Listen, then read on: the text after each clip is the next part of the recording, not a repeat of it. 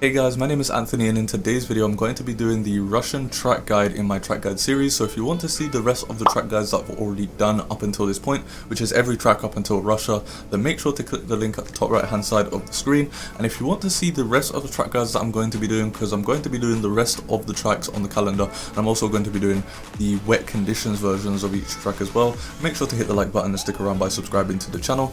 We're trying to hit 1,000 subscribers before the end of the month and we're just about to hit 900, so we're so close, and it'd be very appreciated if you can stick around by subscribing to the channel and hitting the notification bell. So let's get straight into the video. So as you can see, we're just about to hit the last corner now, and I've got the car towards the outside of the track in 4th gear because this is where you're going to want to have your car placed, and this is the gear that you're going to want to be in coming into the last corner.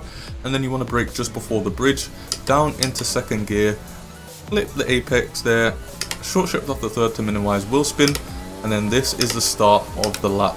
Now this is probably one of the longest straights. If you open up DRS right here, this is probably one of the longest straights when it comes to starting a Grand Prix, so it's actually not always the best to be on pole position around here. But coming up to the 1st corner, you want to brake pretty much at the 100 meter board or the black box, whichever one you see first. From 8th gear, brake in a complete straight line down into 3rd gear, get the car rotated into the corner, clip the apex, and then put the power down as soon as you can. And then drive towards the outside in a straight line just to get that traction, and then you can start turning in towards the corner. Hug this corner here completely flat out. You want to be in 8th gear by the time it's finished. And then right here, just before this curb, so right when you're underneath the bridge, you want to start braking down from 8th gear into 4th gear. Then you want to clip this curb, put the power down, short shift up if you need to minimize wheel spin. And then coming up to this corner, you want to be on the outside curb here. It is a little bit bumpy, but it does get the car slowed down and give you a nice angle to really throw the car into the corner. So you are going to want to be on the outside. Down into 4th gear, cut that corner right over that curb there. Try not to invalidate your lap. And then we've got a fast sequence of corners here. So in 7th gear, brake at the black box. Just a little tap on the brakes, down into 5th, and then one last downshift into 4th, right over that curb. Try not to invalidate your lap.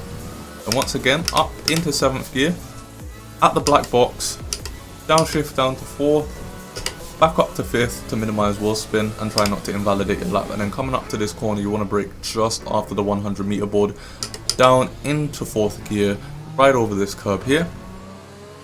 And come out wide, try not to invalidate your lap, open up DRS. And then we've got either the 2nd or the longest straight on the track. I'm not sure which one is longer, this or the start. And then coming up to this next corner now, you want to brake in a complete straight line, which is a little bit awkward because you are still turning at this point. So you want to brake in a straight line just between the 150 and the 100 meter board, closer towards the 100 meter board in 8th gear, down into 3rd or 2nd depending on what your setup is. Flip this curb here. Whatever gear you chose to be in the last corner, whether it's 2nd or 3rd, you want to hold that gear going into this corner, hold it, and then short shift up to whatever you're doing next. And then this corner is pretty difficult. What I like to do is, in between these two cranes right here on the right hand side, I'll probably zoom in while I'm editing, guys. So in between this white crane and the red crane right behind it, that's where I start to brake down into 3rd, I believe, or 2nd. Don't clip these curbs because these curbs are a lot more aggressive than they used to be on the previous game, and this one especially will spit the car right back out and you'll lose traction depending on your setup, of course. And then 7th gear, brake down at the black box, down into 4th gear, flip the curb, come out wide just before the bridge, down into 2nd, flip this curb as well, short shift up to 3rd, and that is a lap of Russia. So what I'm going to do is I'm going to showcase the hot lap that's in the title of this video, and then we're going to get into the setup portion of this track, guys. So I'll see you guys at the setup portion.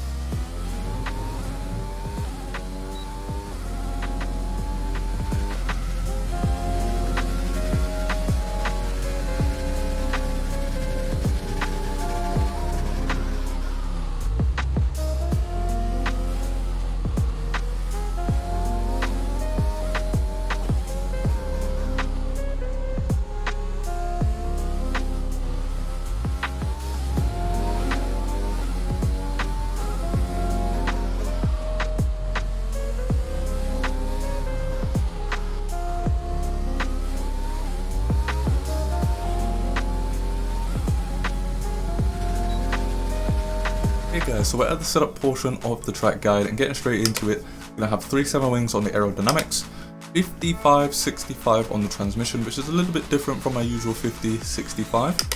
The suspension geometry is -2.7, -1.1, 0.05 and 0.23 for a high camber low toe, which is pretty common around each and every track around F1 2020.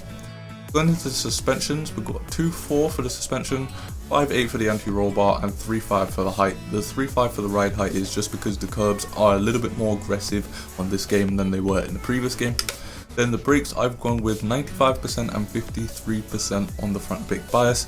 You can change the front brake bias whenever you please, but when it comes to the brake pressures, I use the T3PA plastic pedals.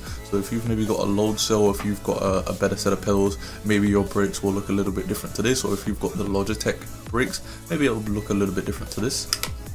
And then for the tires, I've gone with 22.2 on the front right, 22.6 on the front left, and then 20.3 on the rear tires.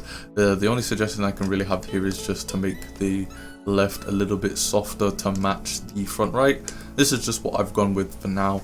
I'll keep you guys updated when it comes to if I do change the setup and what changes I have made and why. So that's going to be it for today's video. I'm probably going to have some background footage of me stopping and getting into the pits when it comes to this track, because I've had a few comments from people asking to actually include how to brake in terms of pit stops for each and every track. So I'm going to start doing that at the end of the video. So if you like this video, make sure to hit the like button and subscribe to the channel, and I'll see you guys in my next video.